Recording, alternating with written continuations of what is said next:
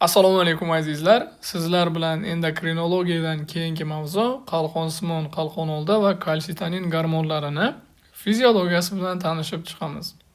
Pastda ko'rsatilgan bizda Telegram kanalimizda linki, albatta ulanish esingizdan chiqmasin. Azizlar, birinchi gaplashib o'tadiganimiz qalqonsimon bez gormonlari va ularda hosil bo'lish haqida bo'ladi. Agar eslaringizda bo'lsa, biz birinchi darsda embriologiyasida qalqonsimon bez gormonlarini qisqacha bir eslatib o'tgan edik. Ya'ni bizda ikki xil hujayra bor edi, ya'ni follikulyar va parafollikulyar. Follikulyar hujayralardan triotrionin, ya'ni T3 va trioksin hosil bo'lar edi. Ya'ni T4 deb ataymiz. Va parafollikulyar hujayralardan esa kalsitonin gormoni ishlab chiqarilar edi. Endi bugun hozir birinchi navbatda biz ikki xil, ya'ni follikulyar hujayradan ajralib chiquvchi T3 va T4 gormonlari haqida gaplashib o'tamiz. T3 boshqacha nomi triotrionin va T4 esa trioksin gormoni deb ataladi, boshqacha nomi. Endi azizlar, bular ikkalasi ham yod tutuvchi gormonlar hisoblanadi. Va bular kontrol qiladi tanadagi o'sha metabolic rate. Ya'ni metabolizmni periferik gormon bo'lsa ham ahamiyati katta. Buni keyingi safar o'sha patologiya mavzusida qanaqa muhim ekanligi haqida ham gaplashib o'tamiz.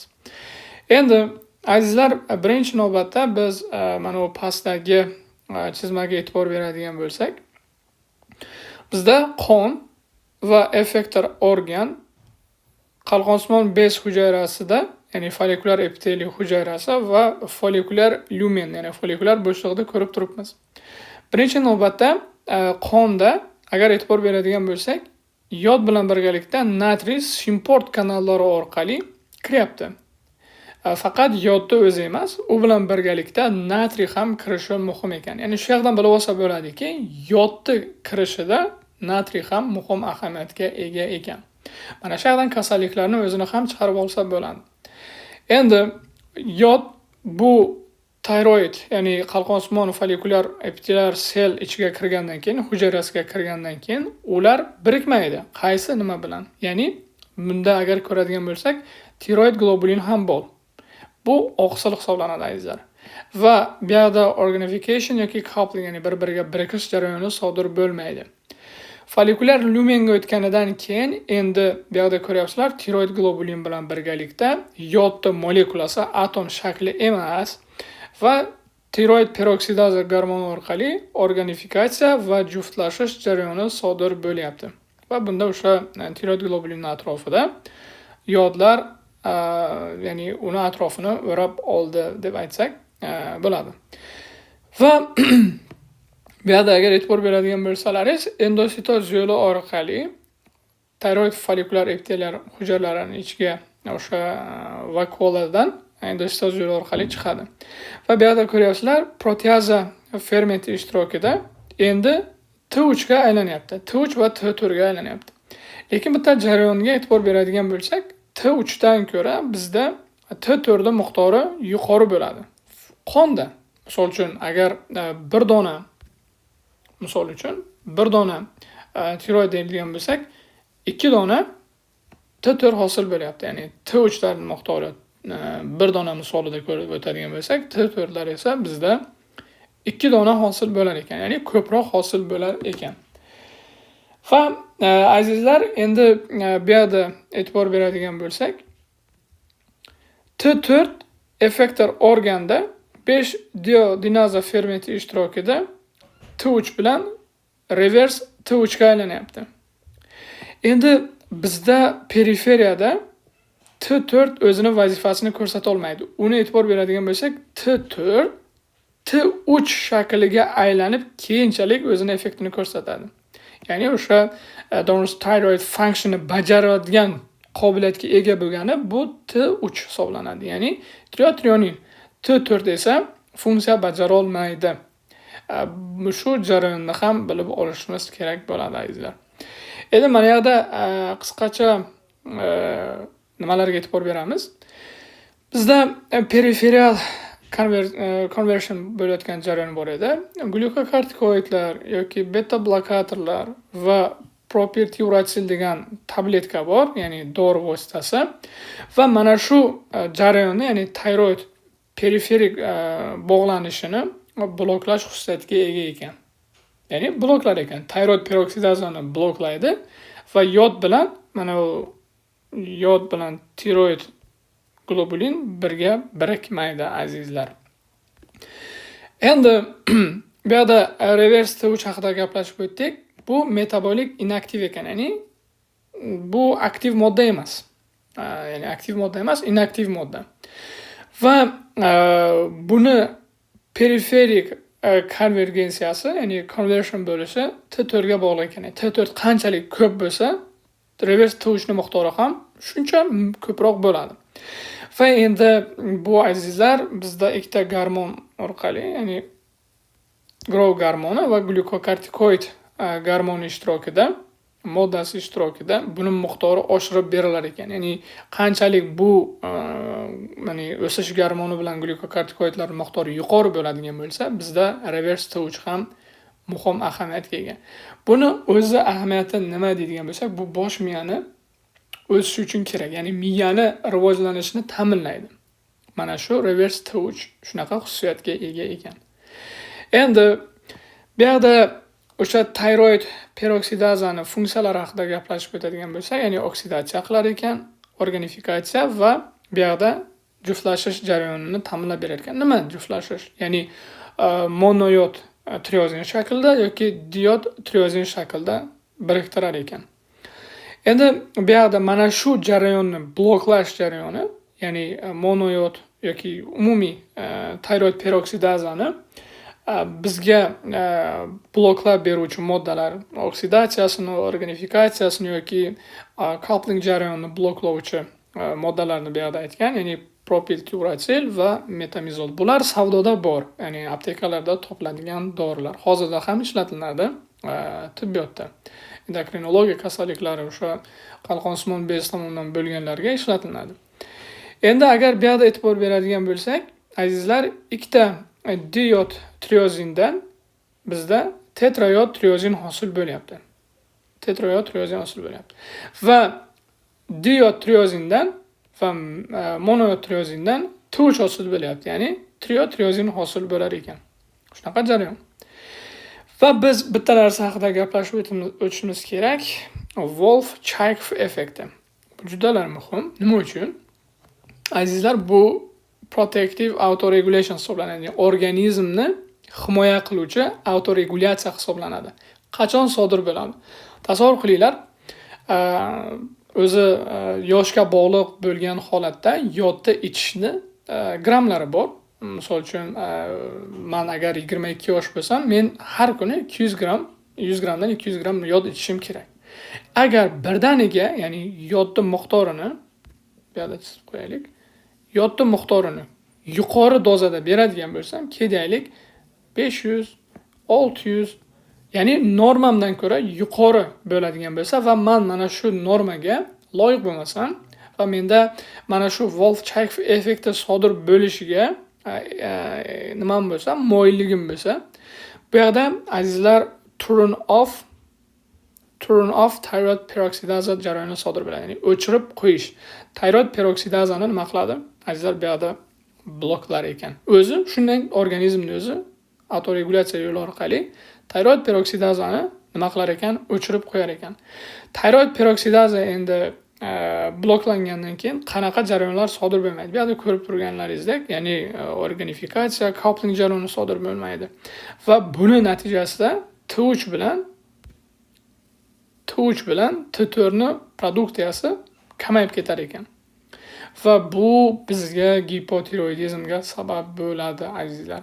Bu ham bir kasallik hisoblanadi. Ya'ni Wolff-Chaikoff effekti organizmda ham himoya, lekin bizga gipotiroidizmni, ya'ni qalqonsimon bezni ishlab chiqaruvchi gormonlarini birdaniga o'tkir holatda o'chirib kamaytirib yuborishga sabab bo'lar ekan, azizlar. Keyingi gaplashib o'tadiganimiz, azizlar, qalqonsimon bez gormonlarini funksiyasi haqida bo'ladi. Ya'ni o'zi organizmda qanaqa funksiyalarni bajaradi va uni ahamiyati nimada. Azizlar, unutmasligimiz kerak, erkin gormon aktiv bo'ladi va ta'siri kuchliroq bo'ladi. Nima uchun biz tepada gaplashib o'tdik? T4 bizda T3 ga aylanib keyin ta'sir ko'rsatadi. Ya'ni T4 ni o'zi bevosita ta'sir ko'rsata olmaydi. Chunki T3 T4 dan ko'ra nuklear retseptorga bog'lanishi T4 ga qaraganda kuchliroq moyillikka ega. Va shuning uchun T4 o'zining funksiyasini periferiyada T3 ga aylanib keyin ko'rsata oladi. Va biz T4 ni, ya'ni T3 ni funksiyasini 7B ko'rinishida gaplashib o'tamiz. Ya'ni hammasiga agar e'tibor beradigan bo'lsak, mana bu yerda mnemonika tarzida 7 ta B, har bittasida B so'zi bilan, B harfi bilan boshlangan. Birinchi ko'radiganimiz bu azizlar brain maturation, ya'ni bosh miyani rivojlanishida ahamiyatga ega ekan. Ya'ni T3 o'sha chaqaloqni to katta bo'lguncha, ya'ni kattalikdan qaysi yosh bo'lishidan qat'iy nazar bosh miyani rivojlanishida qatnashar ekan. Agar bolada T3 miqdori gormoni kamayib ketadigan bo'lsa yoki shunaqa holat bor, tug'ilganidan keyin yoki tug'ruqdan oldin qalqonsimon bezda turli xil embrional anomaliyalar bo'lsa, gipotiroidizm bo'lsa, bosh miyani rivojlanishdan orqada qolish holati yuzaga kelishi mumkin o'sha bolalarda. Ya'ni T3 ni demak, ya'ni kamayish bilan birgalikda kechar ekan. Ya'ni bosh miyani rivojlanishida muhim ahamiyatga ega ekan. Ikkinchisi suyaklarning o'sishida. Suyaklarning o'sishida bu o'sha bevosita ta'sir etmaydi, bilvosita ta'sir etadi. Ya'ni growth gormoni, ya'ni somatotrop deymiz, o'sish gormoni va insulin like growth factor bilan sinergizm hosil qilib, sinergizm sababli ya'ni bir-birini ta'siri uyg'unlashadi. Ya'ni growth gormon yoki insulin like growth factor bilan birgalikda sinergizm degani, ya'ni ta'siri uyg'unlashadi, ya'ni kuchayadi va suyaklarning o'sishiga nima qilar ekan? Ta'sir etar ekan. Va beta adrenergic effekt, ya'ni adrenergik effekti bor ekan. Ya'ni bizda o'sha adrenalin bilan noradrenalinni bir retseptoriga ta'sir etishini kuchaytirib berar ekan azizlar, bizdagi o'sha T3 gormoni. Va bunda bir qancha o'zining effektlari bor. Qanaqa effektlar deydigan bo'lsak, kardiak outputni miqdorini oshiradi. Ya'ni kardiak output deganda yurakda o'sha 1 minutda qon otib berishi. Va heart rate, ya'ni yurakda urish soni, stroke volume, ya'ni bir marta urganda qancha qon chiqara oladi. Contractility bu qisqarishi hisoblanadi. Ya'ni yurakdagi mana shu effektlarni ko'rib chiqamiz. Ya'ni faqat pozitivda, ya'ni faqat oshirib berar ekan beta adrenergik effekti. Va beta blokatorlarni biz ishlatamiz qachon tireotoksikoz bo'lganda. Qachonki mana shu gormonlarning miqdori organizmda oshib ketganda biz beta blokatorlarni ishlatishimiz mumkin ekan. Tepada ham gaplashib o'tdik, ya'ni o'sha peroksidaza bloklanish hisobiga kamayib ketar ekan. Va bazal metabolit rate bizda oshirib berar ekan, ya'ni metabolizmni organizmda oshirib berar ekan. Bizda natriy kaliy ATFaza kanali bor, ya'ni o'sha exchange kanali bor, ATF bilan birgalikda ishlaydigan. Bularda ishlash chastotasini oshirib berilganligi sababli metabolizmni, bazal metabolizm miqdori organizmda oshib ketar ekan. Ya'ni metabolizm kuchayar ekan.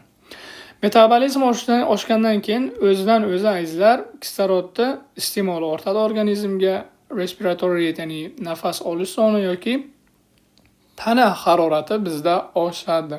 Tana harorati oshadi. Va qondagi shakar miqdori. Qondagi shakar miqdoriga bu o'sha glikogenoliz, ya'ni glikogenni parchalab turib yoki gluconeogenes, glyukoza bo'lmagan moddalardan glyukozani hosil qilish orqali qondagi o'sha glyukoza miqdorini, qon miqdorini oshirib berar ekan. Va lipidlarni parchalash xususiyatiga ega, lipoliz qiladi. Shuning uchun gipertiroid, ya'ni bu gormonlar miqdori yuqori bo'lganda inson ariqlaydi. Bazal metabolit rate hisobiga lipidlarning parchalanishini oshib ketish hisobiga agar kamayib ketadigan bo'lsa, bu jarayonlarning hammasi orqaga qaytadi va inson semiradi. Bu haqida batafsil gaplashib o'tamiz keyingi darsliklarda, ya'ni patologiya qismida gaplashib o'tamiz. Va eng muhim qismi o'sha chaqaloqlarda surfaktanni stimulyatsiya qilar ekan. ikkinchi taypli alveotitlar bor edi. Mana shu ikkinchi taypli alveotitlarda qo'llab-quvvatlash yo'li orqali surfaktanni sintezini chaqaloqlarda oshirib berar ekan. Bu bir qancha o'sha alveolar kollapsini oldini oladi yangi tug'ilgan chaqaloqlarda. Keyin gaplashib o'tadiganimiz azizlar, qalqonsimon bez gormonlarini regulyatsiya qilinishi. Qanaqa qilib ular regulyatsiya qilinadi? Gipotalamusdan ishlab chiqarilgan tiroid releasing gormoni oldingi gipofizga ta'sir etib, tiroid stimulating gormoni miqdorini oshirib beradi. Biz buni boshqacha qilib triotrop ham deb atar edik. Va triotrop gormoni follikulyar selga ta'sir etib, ya'ni follikulyar hujayralarga ta'sir etib, bizda T3 va T4 miqdorini oshirib berar edi azizlar. Va shu yo'l orqali, ya'ni shu o'q orqali bu gormonlar boshqariladi. Endi azizlar bu yerda bitta moddani nomi keltirilyapti, ya'ni tiroid stimulating immunoglobulin. Biz buni keyingi darslarda Graves kasalligi misolida ko'rib chiqamiz. Buni ta'sir effekti xuddi tiroid stimulating gormon kabi azizlar. Ya'ni tiroid stimulating gormonni retseptoriga kelib o'tiradi. O'sha tiroid stimulating immunoglobulin bu ham xuddi shunday oqsilsimon modda va bizda T3 bilan T4 miqdorini oshirib beradi. Mana shu Graves kasalligida. Ya'ni bu kasallik gipertiroidizm bilan birgalikda kechadi. Qalqonsimon bez gormonlarining miqdorining normadan oshib ketishi bilan birgalikda kechadi. Chunki tiroid stimulating immunoglobulin bu tiroid stimulating gormonni bir ko'rinish kabi ishlaydi. Ya'ni bularning o'rnini egallab oladi. Va azizlar, bizda negativ feedback bor. Qachon sodir bo'ladi? Ya'ni bu boshqarilishi o'zi T3 bilan T4 gormonlarini erkin holatdagisi bilan boshqariladi. O'zi erkin holat degani nima? Bizda azizlar tiroid binding globulin bor. Tiroid binding globulin. Bu yerda agar e'tibor beradigan bo'lsak, o'zi bularda tashuvchilari bor. Ya'ni T3 bilan T4 organizmga tashuvchilari bor. Agar bu tiroid globulin binding globulin bilan o'sha bog'lanib olinsa, bu erkin bo'lmaydi. Ya'ni bog'langan holatda bo'ladi. Va bular effekt ko'rsatishi uchun ular erkin bo'lishi kerak. Ya'ni free holatda bo'lishi kerak. T3 ham, T4 ham erkin holatda bo'lishi kerak. Va azizlar, negativ feedback qanaqa sodir bo'ladi? Bu o'sha tiroid binding globulinga bog'lanmagan bo'lsa, erkin holatda qonda ko'payadi va tiroid releasing gormonga ta'sir etadi. Ya'ni gipotalamusga ta'sir etganidan keyin o'sha tiroid releasing sekretsiyasi miqdori tushib ketadi. Tiroid releasing sekretsiyasi tushib ketgandan keyin bu oldingi gipofizga ta'sir etmaydi va buni o'zi ham o'sha oldingi gipofizdagi tiroid releasing gormonni sezuvchanligini miqdorini tushirib beradi. Va natijada bizda T3 bilan T4 miqdori tushadi qonda. Endi o'sha biz aytdik tiroid globulin, ya'ni binding globulin bularni inaktiv holatga keltirib qo'yadi. Ya'ni aktiv holatdan inaktiv holatga o'tkazib qo'yadi. Ya'ni ta'sirini o'tkaza olmaydi. Qachon bo'ladi ta'siri? Qachonki ular erkin bo'lganida. Azizlar, bu yerda super hayot ma'lumot bor. Ya'ni qachon tiroid binding globulin oshadi, qachon tushadi. Bu judalar kerakli. Homiladorlarda yoki oral kontraseptiv vositalardan foydalangan bemorlarda bularda uni tiroid binding globulinlarning miqdori oshadi. Nima uchun? Chunki mana bu dorilar tarkibida estrogen bor. Estrogenlar esa mana oral kontraseptiv dori vositalar yoki homiladorlikda estrogenlarning miqdori oshadi. Bu estrogenlar esa jigardagi tiroid binding globulinlarda sintezini miqdorini oshiradi.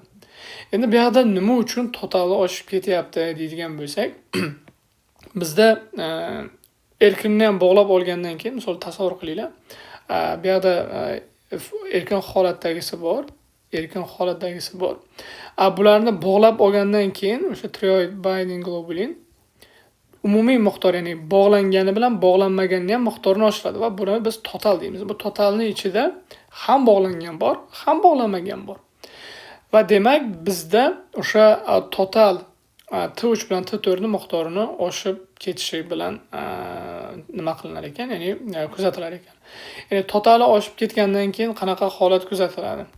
Bizda total oshib ketgandan keyin erkin T4 miqdori nima bo'ladi? Tushib ketadi qondan. Tushib ketgandan keyin mana unga kam stimulyatsiya beradi. Tiroid releasing gormoni miqdori oshadi. Tiroid releasing gormoni miqdori oshgandan keyin endi bu ko'proq oldingi gipofizni stimullashni boshlaydi. Stimullash boshlangandan keyin tiroid stimulating gormon ishlab chiqariladi va bu ko'proq qalqonsimon bezda stimulyatsiya qiladi.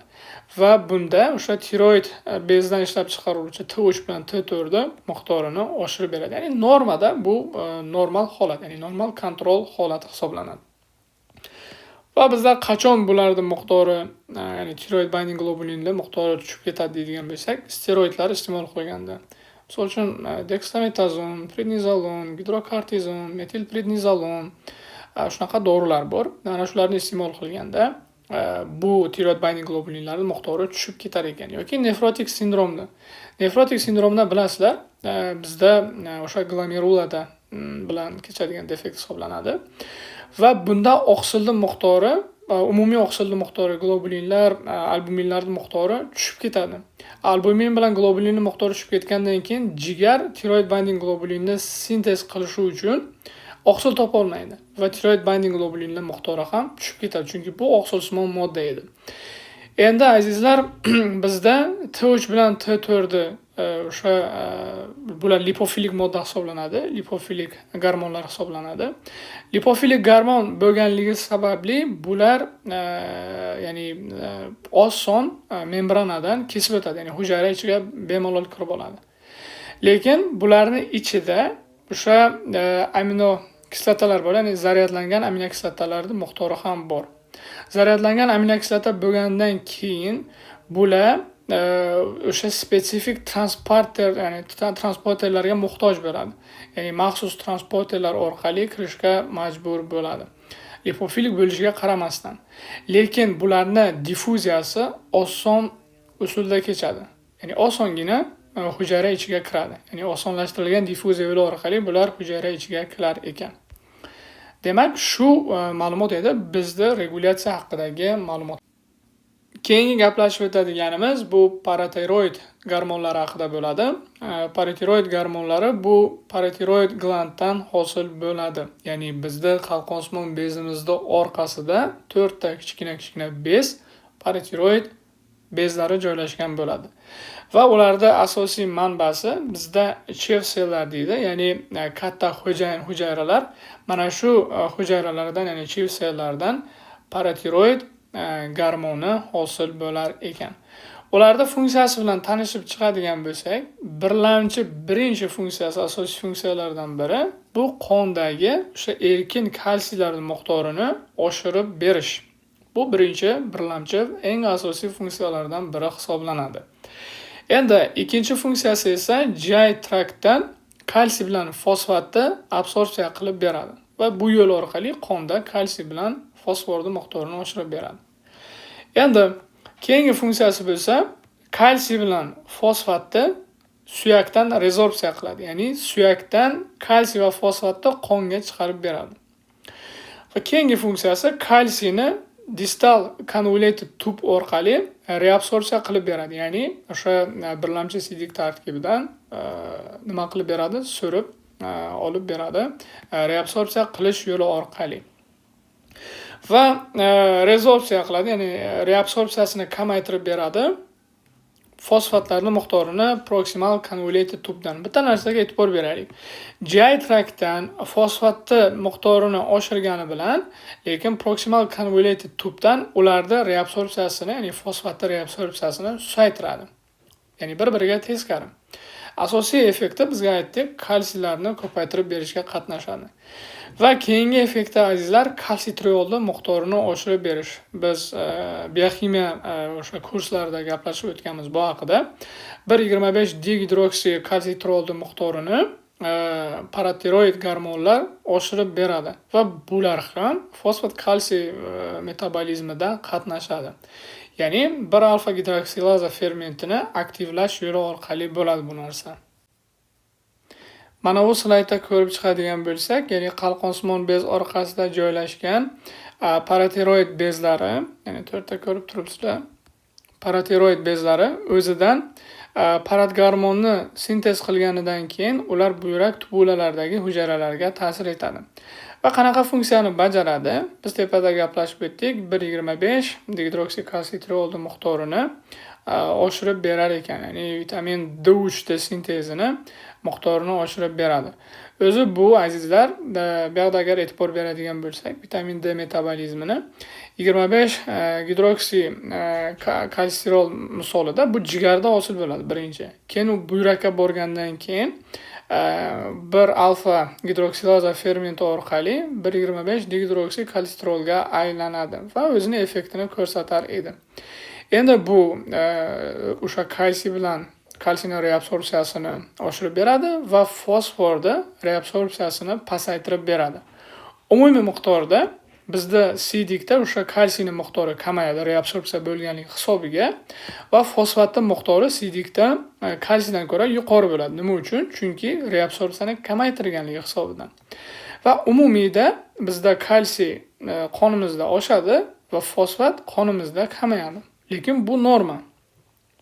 Endi vitamin D ni ko'rib chiqadigan bo'lsak, suyaklarda o'sha kalsiy bilan fosfatni resorption qilar ekan, ya'ni suyakdan kalsiy va fosfatni qonda ko'paytirib beradi. Ichaklarimizda esa kalsiy bilan fosfatni so'rib olishini kuchaytiradi va shu yo'l orqali umumiy, ya'ni in conclusion bo'lsa, ya'ni kalsiylar miqdorini oshirib beradi, fosfatlarning miqdorini oshirib berar ekan. Mavzumizning muhim qismlaridan biri bu rank va rankl retseptorlari. Biz bilamiz azizlar, suyakda ikki xil hujayra mavjud. Osteoklastlar va osteoblastlar. Bizda osteoblastlarda rankl elegantlari mavjud. Osteoblastlar yoki osteositlarda. Rank esa bu osteoklastlarda mavjud bo'lgan retseptor hisoblanadi. Endi osteoklastlarda rank va osteoblastlarda rankl qo'lchalar birikib, osteoklastlarni mononuklear osteoklastlarga, ya'ni aktivlangan holatga aylantiradi. Agar mana shu jarayon faollashsa, suyak yemiriladi. Agar bular shu ranklga yoki rankka birikmasa, osteoproteinin degan modda bor. Agar shu bilan birikadigan bo'lsa, jarayon osteoklastlarni formatsiyasini pasaytirib, suyaklar baquvvat bo'ladi. Ya'ni bizda osteoklastlar miqdori faollashmaydi, formation jarayoni pasayib ketadi va osteoblastlarning miqdori oshib ketadi. Ya'ni osteoblastlar, osteositlarning miqdori oshib ketadi va shu bilan birgalikda suyaklar mustahkamlanadi. Demak, biz shundan nima qilishimiz mumkin? Xulosa qilishimiz mumkin. Qanchalik suyakda osteoklastlarning miqdori yuqori bo'lsa, suyaklar shunaqa mo'rt bo'ladi. Chunki osteoklastlar bular hajm jihatdan azizlar katta hujayralar hisoblanadi. Katta hujayralar. Katta, lekin ichi po'kak hisoblanadi. Osteoblastlar esa mayda bo'lsa ham, lekin zid joylashib suyakka density, ya'ni suyakning zichligini orttirib, mustahkamlik beradi. Endi mana shu paratiroid gormoni bizga vazifasi rankl ligandlarni oshirib beradi. Biz tepada gaplashib berdik. Rankl ligandlarini miqdorini oshirib berib, suyaklardan kalsiylarni chiqarish vazifasini bajaradi. Va insulin, biz bilamiz, insulin moddasi bor. Shunga, ya'ni osteoproteginlarni faollab, suyaklarni baquvvat qiladi. Endi menopauzadan keyin agar bilsanglar, estrogenning miqdori tushib ketadi. Estrogenning miqdori tushib ketganligi sababli bizda osteoporozga olib keladi. Jarayon shu bilan bog'liq holatda kechadi. Endi biz keyingi ko'radigan narsa bu paratiroid related peptid. Paratiroid related peptid xuddi paratiroid gormonga o'xshab funksiyasini bajaradi. Ya'ni biz tepada o'sha paratiroid bezning funksiyasi haqida gaplashib o'tdik. Mana bu joyda.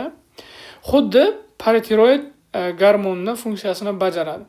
Biz qachon ko'rishimiz mumkin azizlar buni? va paratiroid gormoni miqdori haddan tashqari yuqori, ya'ni umumiy miqdori yuqori bo'ladi.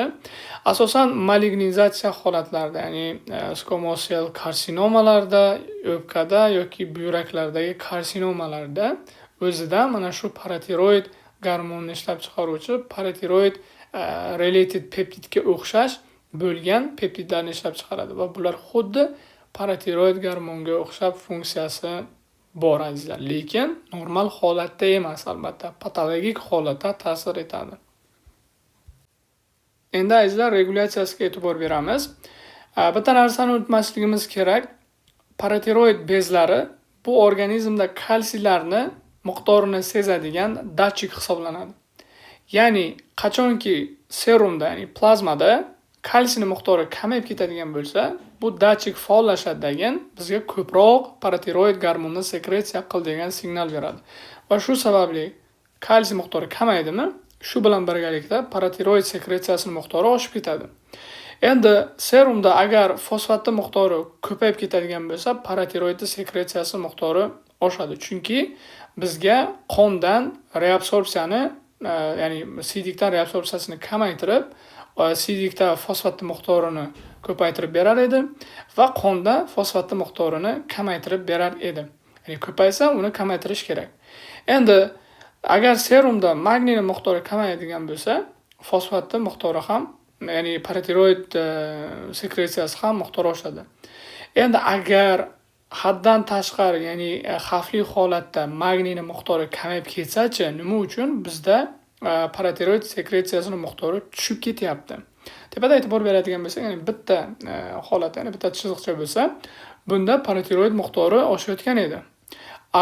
Ikkita chiziq bo'lsa, ya'ni sever holatda paratiroid miqdori ham tushyapti. Bitta narsani unutmasligimiz kerak. Mana shu nimani paratiroid sekretsiya qiluvchi bezlarning tarkibida kalsiylar bilan birgalikda ular magniyni ham sezadi. Ya'ni magniylar ham, magniy elementni ham joylashgan. Agar haddan tashqari magniyning miqdori tushib ketadigan bo'lsa, bizda paratiroidga sezuvchanlik ham buziladi va paratiroid sekretsiyasini ham buzib qo'yadi va paratiroid sekretsiyasi organizmda pasayadi. Va bu yerda aytyapti, kalsiylarni o'sha eng katta regulyatori bu paratiroid gormoni hisoblanadi. Ularni ishlab chiqarish bilan bog'liq. Azizlar, keyingi gaplashib o'tadiganimiz bu kalsiy gemostazi hisoblanadi. Qanaqa qilib organizmda bu gemostaz holatda saqlanadi? Biz plazmada kalsiyni 3 xil formasini ko'rishimiz mumkin ekan. Ya'ni ionlangan holati, albuminga birikkan holati va anionga birikkan holati, bog'langan holati. Endi albuminga birikkan holati 40%. Bu inaktiv hisoblanadi, lekin ionizate, ya'ni erkin holatdagisi esa bu aktiv hisoblanadi va anionga birikkani ham bu azizlar inaktiv hisoblanadi.